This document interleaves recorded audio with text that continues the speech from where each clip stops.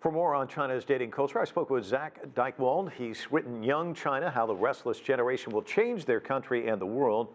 I asked him about the, dating and how the different norms are in China versus the West. It's sort of common sense that you're good at what you practice. And when young Chinese students are in their high school years, they're actually encouraged not to date.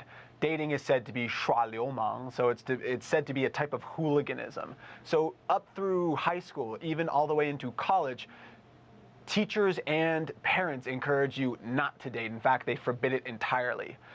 And then on the other side of it, as soon as you get into college and out of college, people are encouraged to date and encouraged to marry very fast. So you have a sort of friction between, on one hand, a study culture, a study-centric, really maniacal study culture through high school. And then on the other hand, you have a very intensive family culture. Now these two cultures are sort of at odds with one another. So when they're young, don't date, but as soon as you graduate from college, date, marry, and figure it out soon.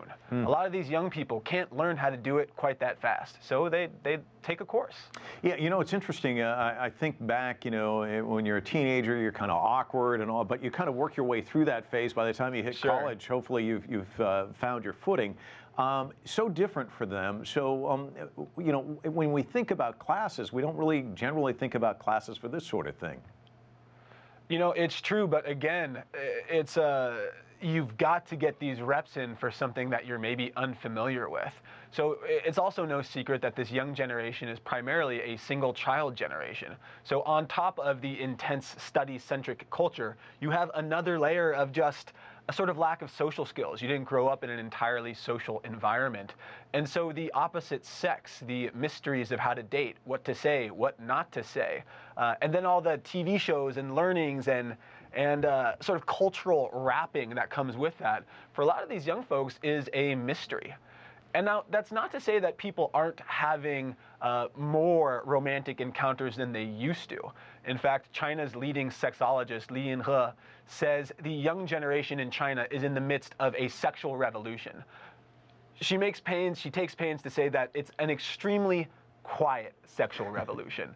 It's more or less the difference between, in the past, as recently as 1989, only about 15% of adults were having sex before marriage. Now that number is all the way up to around 80% in cities. So it's not wild and raucous, but it's the difference between experimenting earlier on versus having a little bit of experimentation and fun after marriage.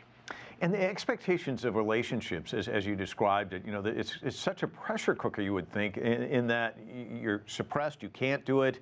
Now do it and get it over with quickly, get married, start having a family. That's a lot to deal with, isn't it? It's a rough timeline, and you're exactly right to call it a pressure cooker. You think of when these young people are young, the fierce competition to get into a good school, to get into a good high school, and then the fierce competition to get into a good college, and then to hit the job market, which is pretty brutal for this young generation in China. But then after the job market, you have to consider the marriage market, which is also extraordinarily competitive. The hardest thing, though, is the timeline. What you're talking about is basically between ages 18 and 25, or 27, really. These young people are expected to get educated, get an excellent job, buy a house somewhere in between, particularly for the men, and then get married.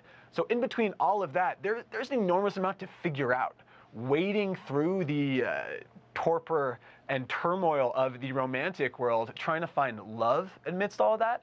Remember, by the way, that now love, the idea of a marriage for love versus practicality, is also relatively new. That's a lot to take in for anyone.